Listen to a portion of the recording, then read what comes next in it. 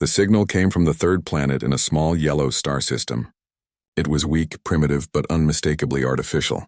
The Galactic Council had been monitoring radio waves from this region for decades, waiting for the inhabitants to develop enough technology for proper first contact ambassador. SciFi adjusted his crystalline form in the command, chair of the diplomatic vessel, Harmony of Stars. His species, the Veltar, had conducted first contact with over 200 civilizations.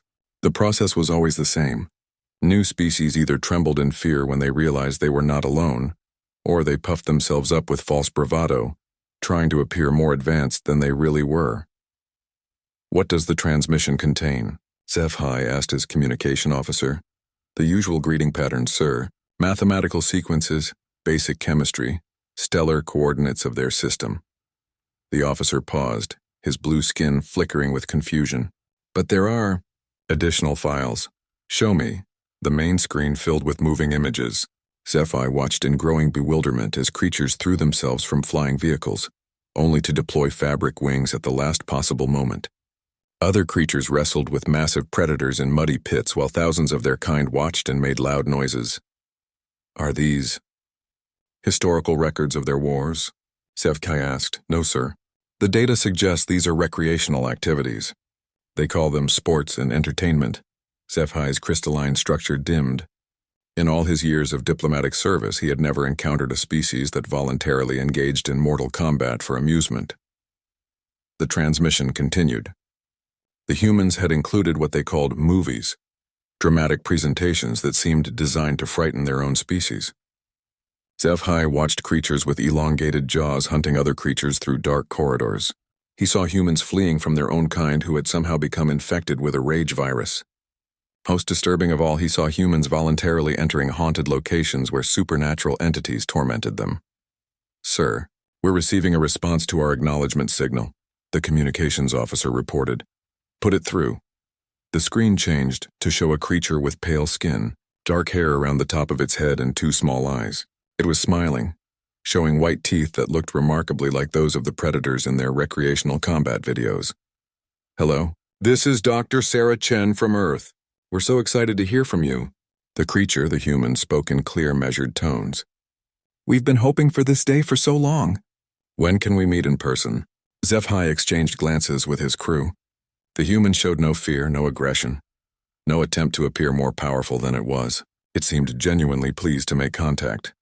"Greetings, Dr. Chen. I am Ambassador SciFi of the Galactic Council.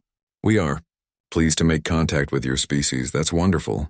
We've prepared a cultural exchange package to help you understand human civilization. We're uploading it now." Before SciFi could respond, his computer systems began receiving massive data files. His science officer worked quickly to process the incoming information. "Sir, they've sent us detailed information about their planet, their biology, their social structures, and..." The science officer's voice trailed off. "And what?" "Their environment, sir. This planet they call Earth. The atmospheric pressure would crush most species. The gravity is 3 times galactic standard. The temperature variations would kill any civilized being within hours." SciFi studied the data streaming across his screens. The humans lived on a world where water fell from the sky with enough force to cause injury. They endured temperature swings that ranged from levels that would freeze most species to levels that would cook them. Their atmosphere contained a gas that was literally toxic to most known life forms. "Dr. Chen," SciFi said carefully, "your planet appears to be challenging. How does your species survive such extreme conditions?" The human looked confused. "Oh, you mean the weather?" "Yeah, it can be a bit rough sometimes, but you learn to dress for it. Actually, Earth is pretty nice this time of year. We're heading into spring in my hemisphere, so it's warming up to about 20 degrees Celsius. Perfect hiking weather." SciFi's translator confirmed that 20 degrees Celsius was indeed a temperature that would cook most galactic species. The human spoke of it as if it were pleasantly mild. "We've also included some examples of human art and literature," Dr. Chen continued. "We thought you might enjoy some of our horror stories and action movies. Humans love a good scare." The cultural files continued downloading. SciFi's crew watched in growing alarm as they processed stories where humans faced impossible odds against monsters, aliens, and their own kind. What disturbed them most was that these stories were clearly meant to be enjoyed. "Dr. Chen, these stories you've sent us, They appear to depict terrible suffering and death. Are these historical records of tragedies? Oh no, Dr. Chen laughed. The sound was surprisingly pleasant, despite coming from a creature that lived in conditions that would kill most galactic citizens. Those are just for fun. We love scary movies and adventure stories. The more dangerous and exciting, the better. There's nothing like a good thriller to get your heart pumping. HFY's science officer leaned over to whisper in his ear. Sir, according to their biological data, when humans say their heart pumps, they're referring to a muscular organ that circulates a fluid containing iron through their bodies. The stress response they're describing would be fatal to most species, and they seek this out. For pleasure? Apparently so, sir. Dr. Chen was still talking. We're planning a big welcome celebration for when you arrive. We'll have fireworks, loud music, dancing, and plenty of food. I hope you're not vegetarians because we're planning a traditional barbecue. Nothing beats meat cooked over an open flame. HFY processed this information. The humans plan to celebrate first contact by creating controlled explosions, producing sound at potentially damaging volumes, engaging in rhythmic physical activity, and consuming the cooked flesh of other creatures over actual fire. That sounds enthusiastic, HFY managed. We're just so excited to meet you. Humanity has always wondered if we were alone in the universe. This is the greatest day in human history. Dr. Chen's enthusiasm was infectious despite the disturbing implications of everything she had shared. We will need some time to prepare for our arrival, HFY said. Your planet's environment requires special accommodations for our species. Of course, take all the time you need. We'll make sure everything is perfect for your visit. Oh, and don't worry about being nervous. We're very friendly. Humans are probably the most normal, harmless species you'll ever meet. As the transmission ended, HFY sat in stunned silence. His crew stared at the blank screen, processing what they had just experienced.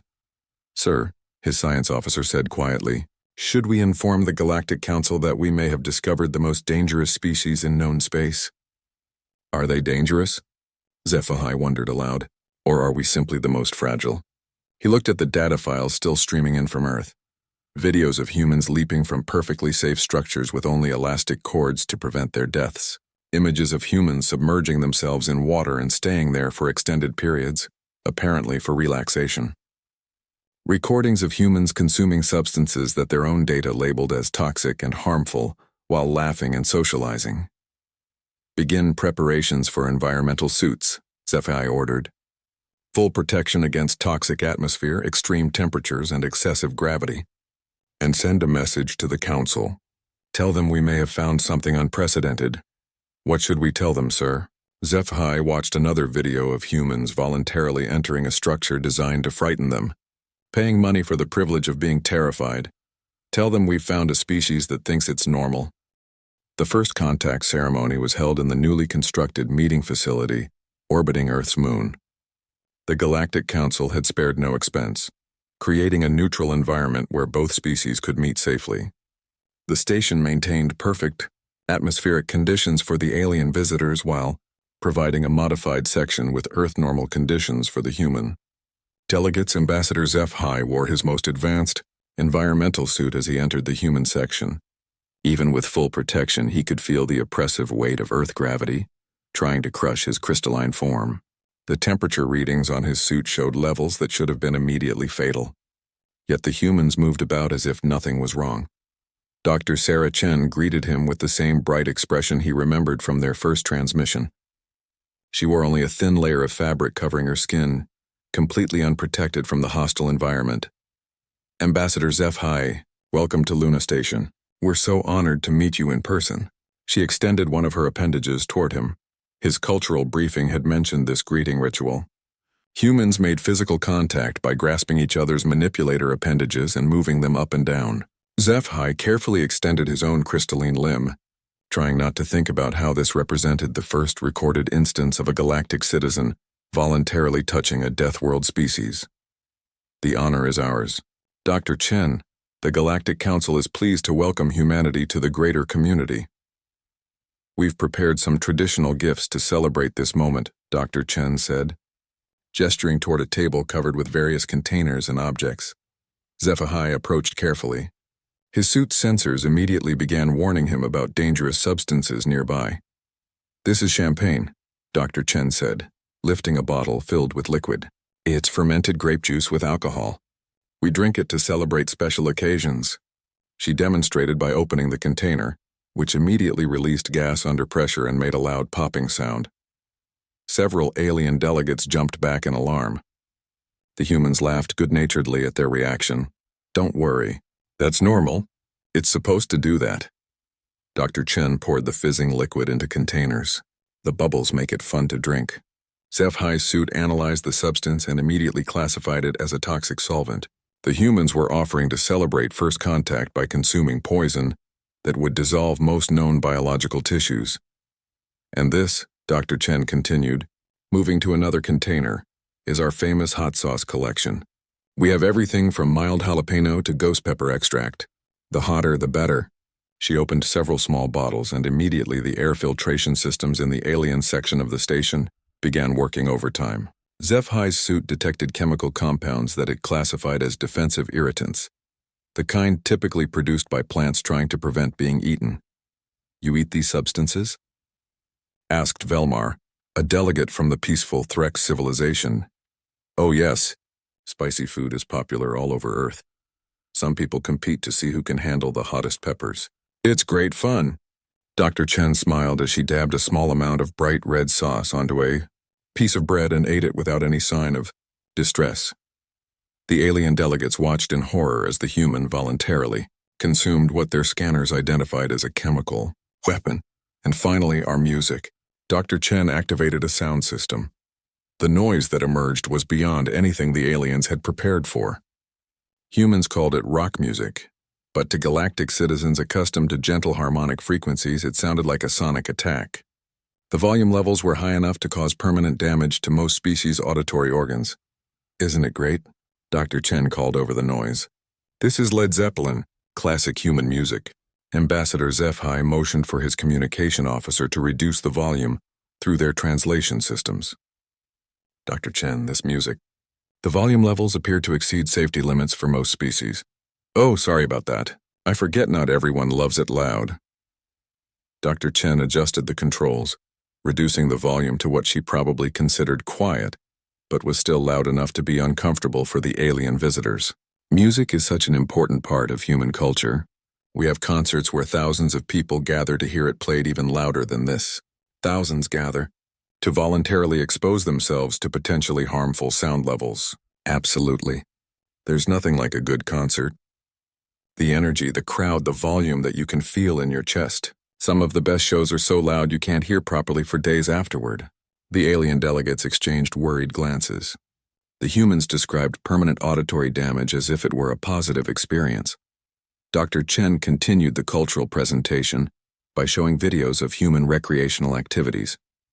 The aliens watched humans throw themselves from aircraft for entertainment, fight each other in organized competitions, and race vehicles at speeds that would be fatal if anything went wrong. This is our Olympics, Dr. Chen explained proudly.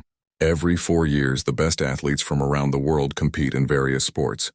We have running, jumping, swimming, gymnastics, boxing, wrestling, all sorts of competitions. The video showed a human launching himself through the air using a long, flexible pole, trying to clear a horizontal bar set at an impossible height. Other humans hurled spears, lifted weights that looked like they could crush a person, and ran at speeds that seemed dangerous for bipedal creatures. They compete to see who can best risk their lives, asked Ketmar, the xenobiologist. Well, it's not really about risking lives, Dr. Chen said thoughtfully. It's about pushing the limits of what the human body can do, seeing how fast we can run, how high we can jump, how strong we can be. It's inspiring. She showed more videos.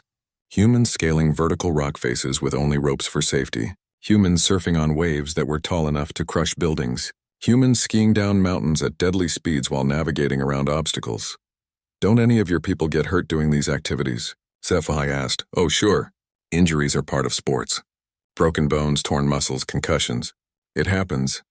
But that's why we have medicine and physical therapy. Most athletes get hurt at some point in their careers.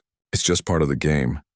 The casual way she discussed serious bodily harm left the alien delegate speechless. But enough about us, Dr. Chen said brightly. We want to learn about your cultures too. What do your people do for fun? The question caught the aliens off guard. Most galactic civilizations pursued gentle activities: contemplative meditation, harmonic resonance therapy, synchronized floating, or peaceful mind sharing. We appreciate tranquil experiences, HFY said carefully. Quiet reflection, artistic expression, intellectual discussion. That sounds nice and relaxing, Dr. Chen nodded. Do you have any extreme sports? Adventure activities? Competitive events? We prefer activities that do not risk injury or discomfort. Dr. Chen looked genuinely puzzled. But how do you test your limits? How do you know what you're capable of if you don't push yourselves? We use scientific measurements and theoretical calculations, but that's not the same as actually doing it. There's nothing like the rush you get from overcoming a real challenge, facing an actual danger and conquering it. The alien delegates realized they were witnessing something unprecedented. Here was a species that actively sought out danger, difficulty, and discomfort, not out of necessity or desperation, but for enjoyment. They voluntarily consumed toxins, exposed themselves to harmful stimuli, and engaged in activities that could result in serious injury or death. Most disturbing of all, they seemed to genuinely believe this was normal behavior. Dr. Chen, Ambassador HFY said slowly, do all human cultures engage in these challenging activities? Oh, every culture has its own version. Some climb mountains, others dive deep underwater. Some cultures dance until they collapse from exhaustion. Others fast for days as a spiritual practice. Humans have always found ways to push themselves beyond their comfort zones. As the ceremony concluded, and the alien delegates prepared to return to their ship, they carried with them a growing sense of unease. The humans hadn't been trying to intimidate them or demonstrate their superiority.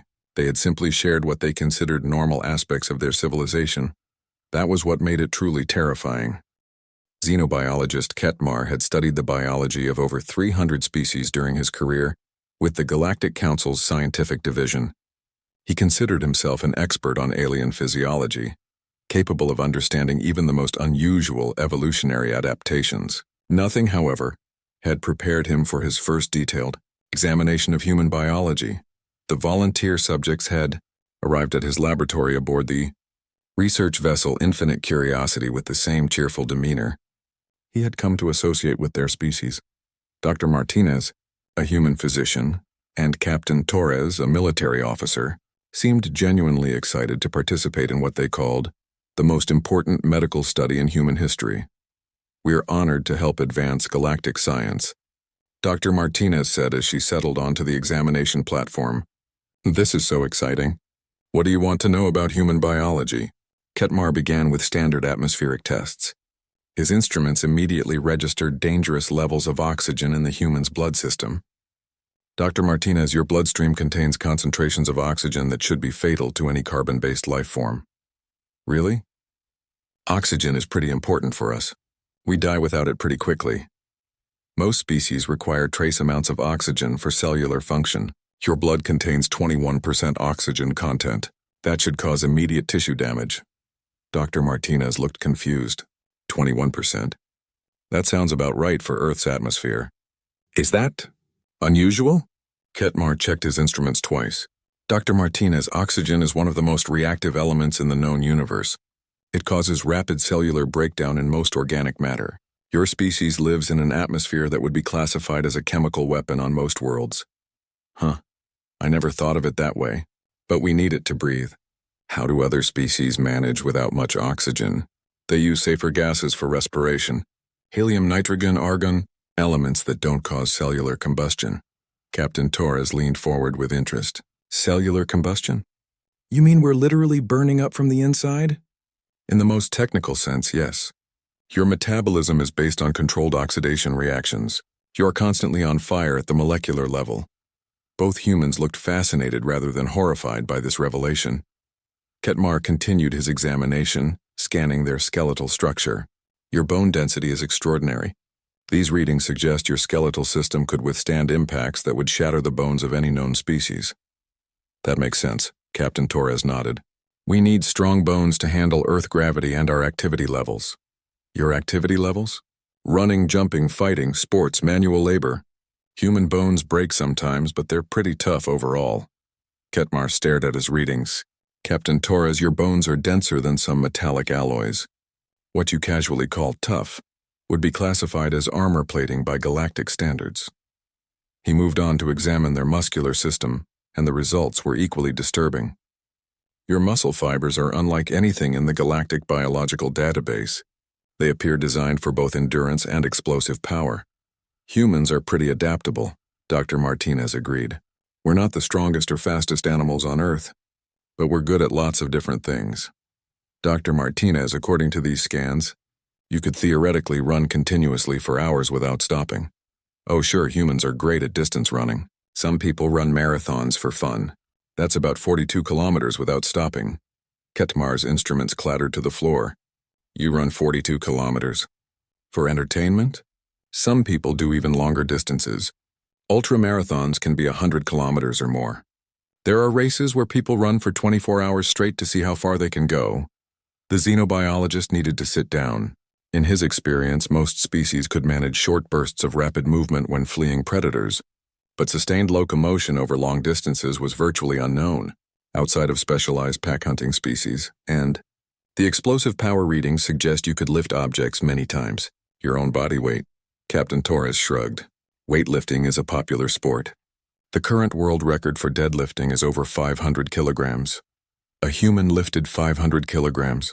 Well, that's the extreme end. But most healthy humans can lift their own body weight without much training. With proper conditioning, we can get much stronger. Ketmar examined their cardiovascular system and found more impossibilities. Your heart is a 4-chambered muscular pump that operates continuously for your entire lifetime without maintenance or replacement. That's normal for mammals on Earth.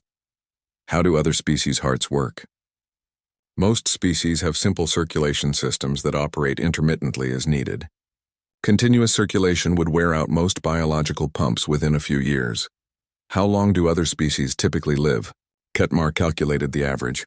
Most galactic species have lifespans of 15 to 20 standard years. Humans regularly live to 70 or 80 years, Dr. Martinez said. Some people make it past 100.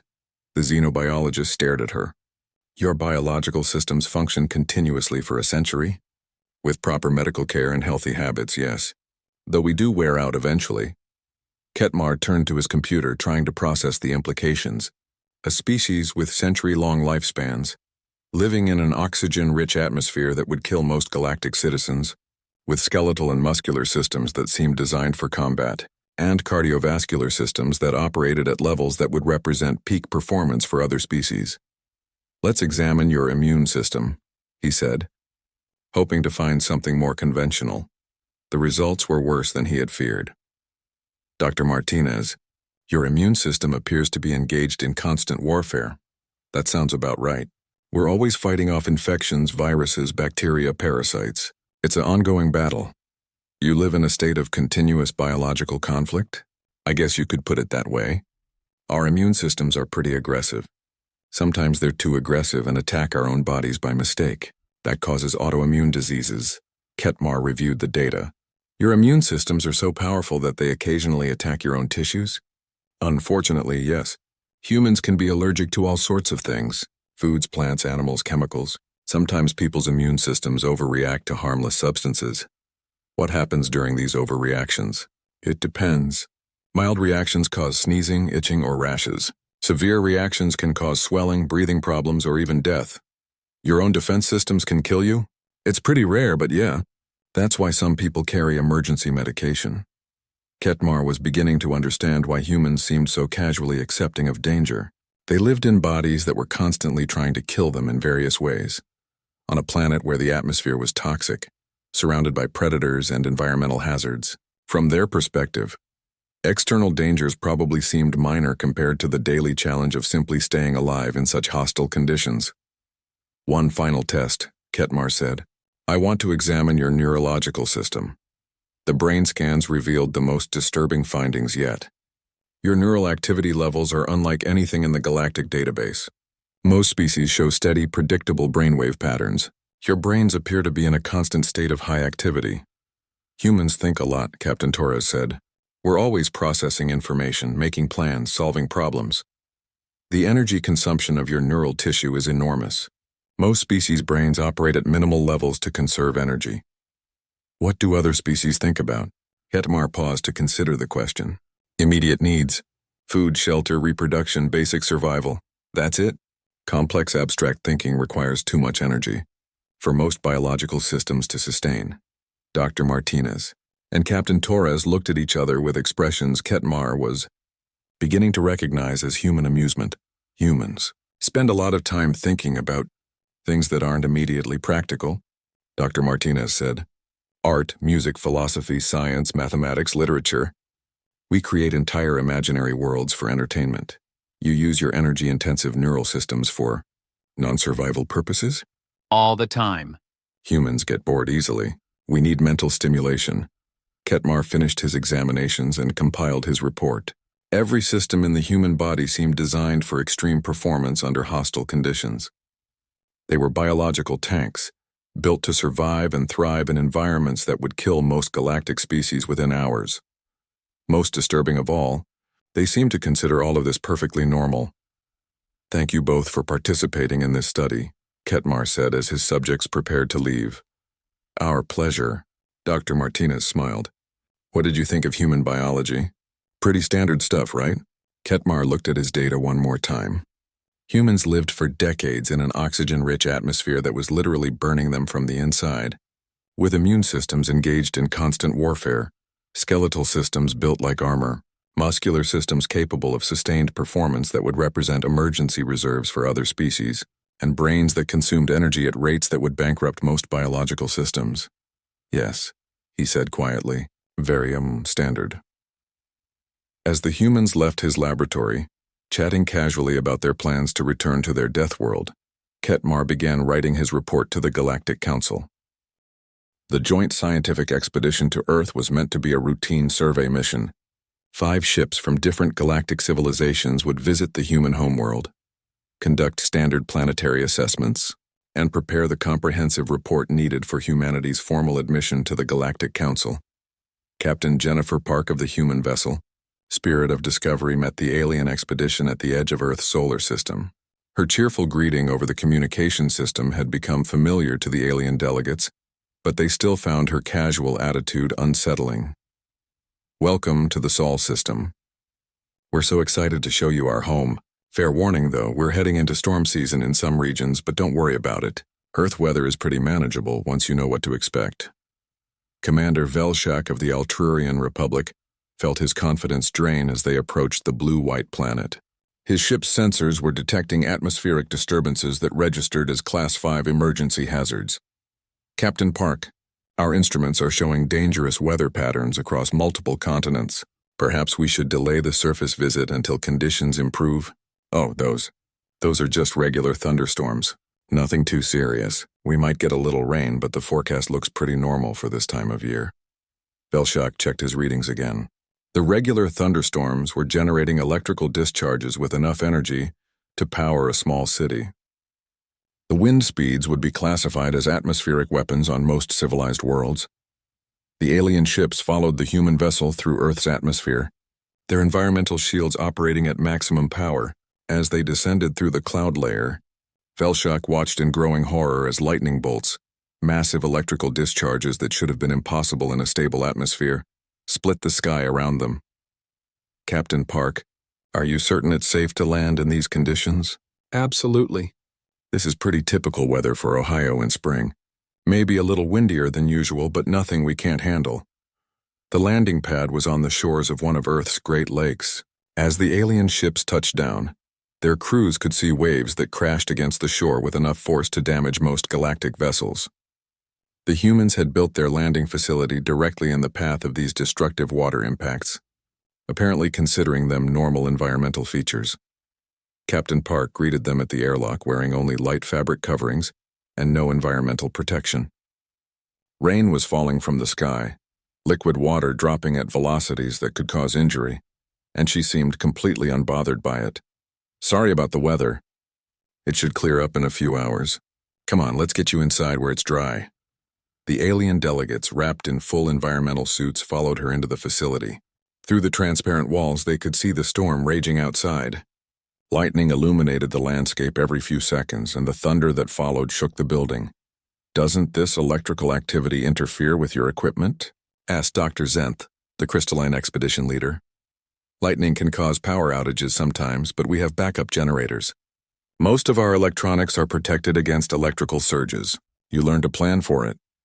You've adapted your entire technological infrastructure to survive regular electrical attacks from your own atmosphere? Captain Park looked confused by the question. Well, yeah. Lightning strikes are pretty common. Earth gets about 100 lightning strikes every second somewhere on the planet. The alien delegate stared at her. 100 atmospheric electrical discharges per second would render most worlds uninhabitable. Would you like to see more of Earth while you're here? Captain Park continued. We've arranged tours of different climate zones so you can experience the variety of Earth's environments. The first stop was what humans called a desert. The alien scientists had studied arid worlds before, but nothing had prepared them for the Sahara. The temperature readings exceeded the operational limits of most of their equipment. The lack of water would kill most galactic species within hours. This is one of our more challenging environments, Captain Park admitted. But people live here. The Tuareg people have been adapted to desert life for thousands of years. They travel across these sands with just camels for transportation. Humans voluntarily travel through this wasteland. Oh, sure, desert tourism is popular. People come here for the experience. The beautiful landscapes, the stargazing. Light pollution is minimal in the deep desert, so you can see the galaxy clearly at night. She showed them pictures of humans trekking across sand dunes, riding on large domesticated animals, living in temporary shelters while surrounded by an environment that should have been immediately fatal. The next stop was equally disturbing. The Amazon rainforest registered as a biological hazard zone. The humidity levels would cause respiratory failure in most species. The plant and animal life showed signs of aggressive chemical warfare. Every surface seemed to be coated with toxins designed to prevent consumption. This is one of Earth's most biodiverse regions, Captain Park explained as they observed the jungle through reinforced viewing windows. We estimate there are millions of species living in this ecosystem, many of which we haven't discovered yet. Through the viewing ports, they could see creatures that moved through the trees with impossible agility, plants that seemed designed to trap and digest other life forms. Insects that swarmed in numbers that would overwhelm most civilizations. How do humans survive in this environment? Asked the Veltar observer. Indigenous peoples have lived in rainforests for thousands of years.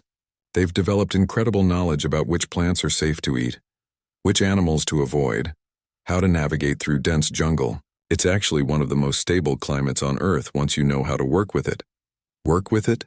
The forest provides everything you need if you understand it. Food, medicine, shelter materials, fresh water. Some human communities have lived sustainable lives in the rainforest for generations without any outside technology. The final stop was the polar region. The temperatures were so far below galactic habitability standards that most of the alien equipment stopped functioning.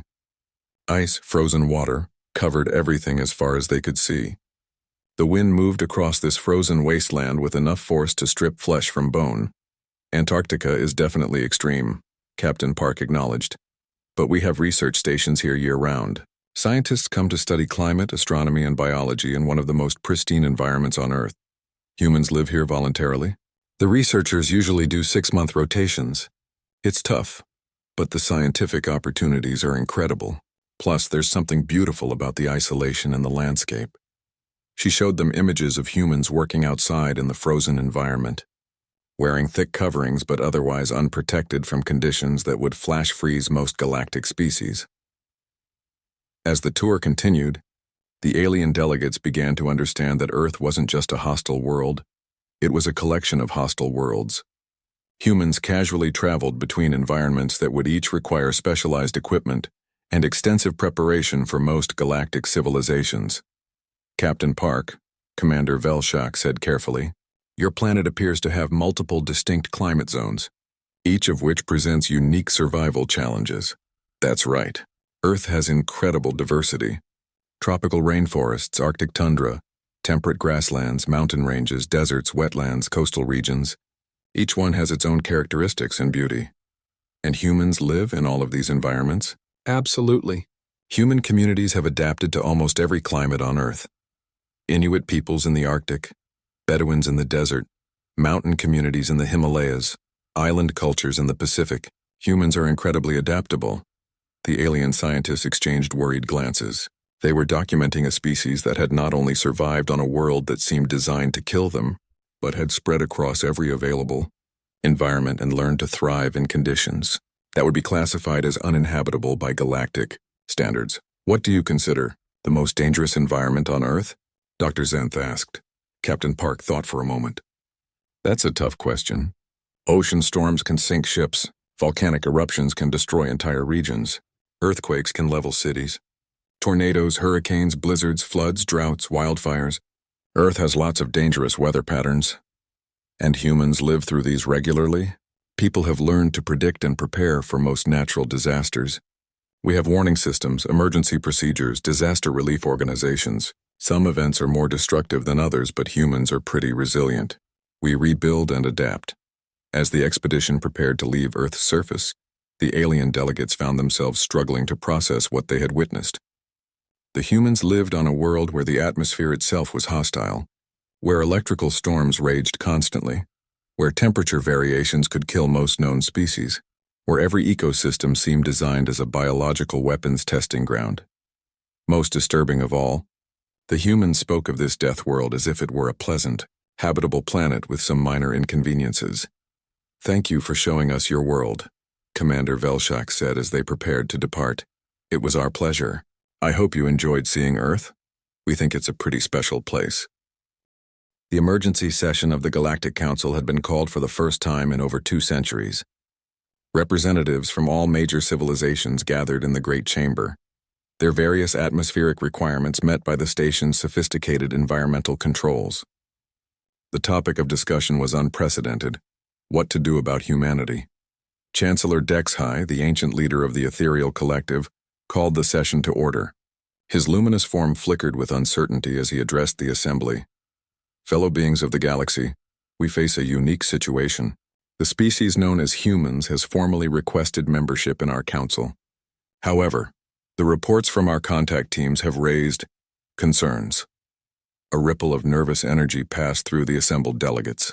In the 3,000 years of the Galactic Council's existence, no species had ever generated this level of debate before formal admission. "Ambassador Zephi, please present your initial contact report." The crystalline diplomat rose, his normally steady form trembling slightly. "Chancellor, in my centuries of diplomatic service, I have never encountered anything like humanity. They live on a world that should be classified as a galactic hazard zone, yet they speak of it as a pleasant home.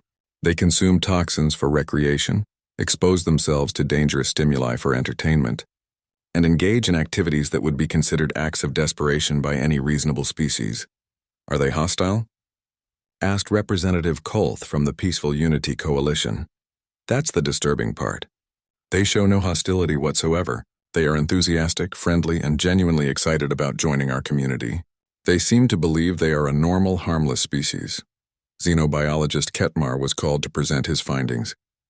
"The human body is unlike anything in our biological databases. They are essentially biological tanks, capable of surviving in conditions that would kill most of us within minutes. Their bones are denser than metal alloys. Their muscles can function at peak capacity for hours, and their immune systems are engaged in constant warfare against their environment. And yet they live for decades in these conditions?" Chancellor Dexhai asked, "often for a full century or more. Their biological systems are designed for extended operation under extreme stress.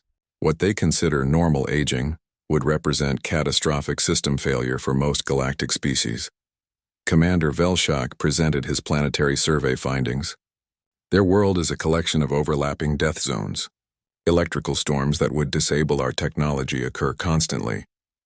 Temperature variations that would require emergency evacuation protocols are considered seasonal changes. They have successfully colonized every environment on their planet, including regions that our equipment classified as uninhabitable." The chamber fell silent as the delegates absorbed this information. Finally, Representative Yel Min from the Cautious Observers spoke up. "Are we certain they don't realize how dangerous they are? That's what makes them so terrifying," Ambassador Zephi replied. "They are completely unaware of their own capabilities. Dr. Chen, their cultural liaison, described their physical capabilities as pretty average, and their world is not too bad once you get used to it." "What kind of military capabilities do they possess?"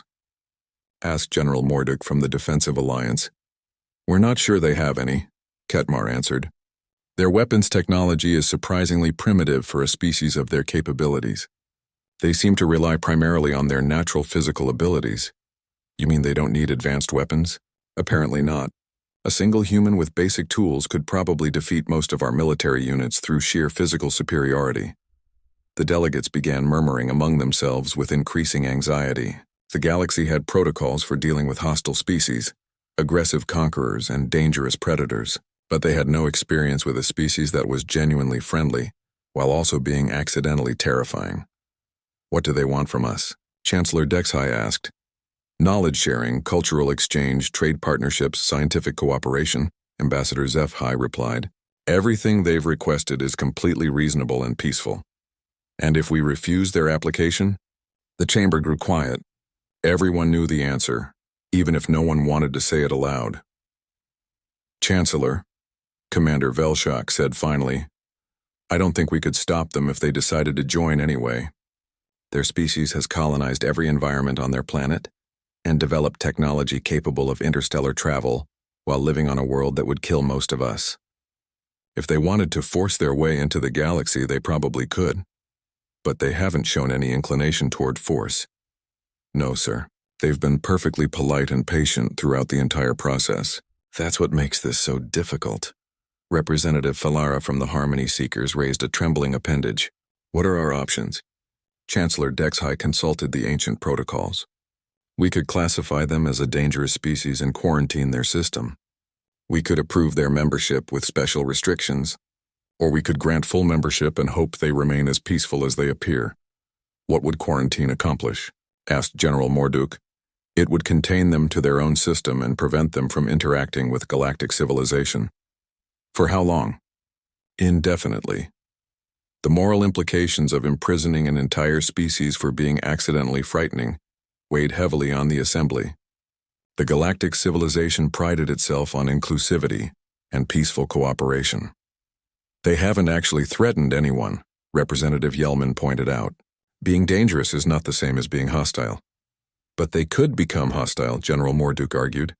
A species that casually survives conditions that would kill the rest of us could devastate galactic civilization if they ever decided to expand aggressively. They've shown no signs of aggressive expansion, Ambassador Zephi countered. If anything, they seem more interested in exploring and learning than conquering. What about restrictions? Chancellor Dexhai asked. Limited membership with monitoring requirements?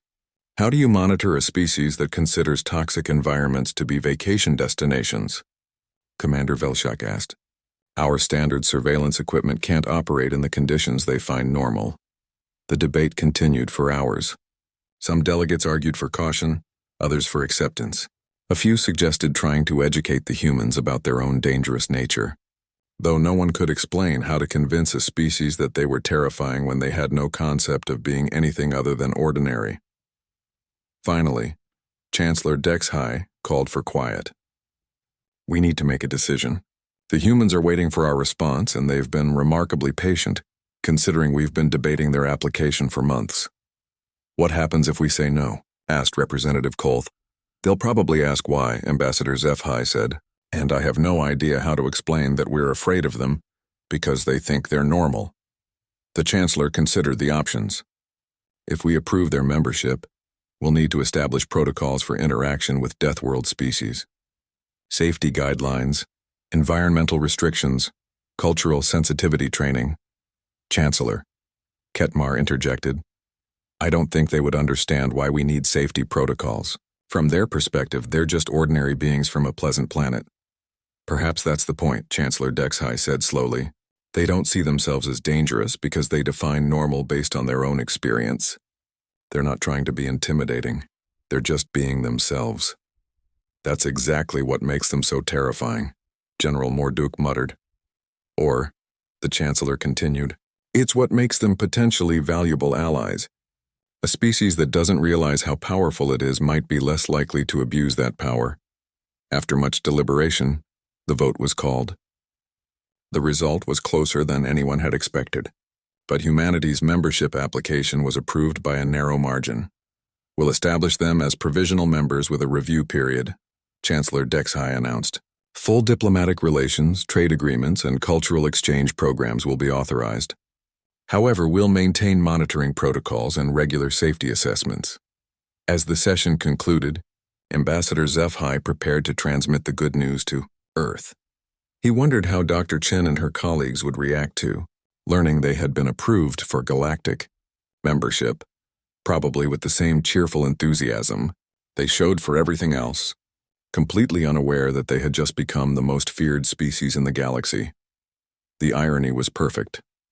Humanity had been accepted into galactic civilization, not despite their terrifying nature, but because they were too genuinely nice for anyone to feel comfortable rejecting them.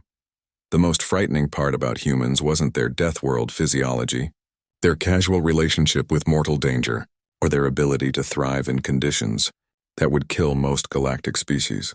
The most frightening part about humans was that they had absolutely no idea how frightening they were, and now they were officially part of galactic civilization, ready to share their normal way of life with species who would spend the rest of their existence trying to understand how anyone could be so powerful and so innocent at the same time. The humans, of course, were simply excited to make new friends.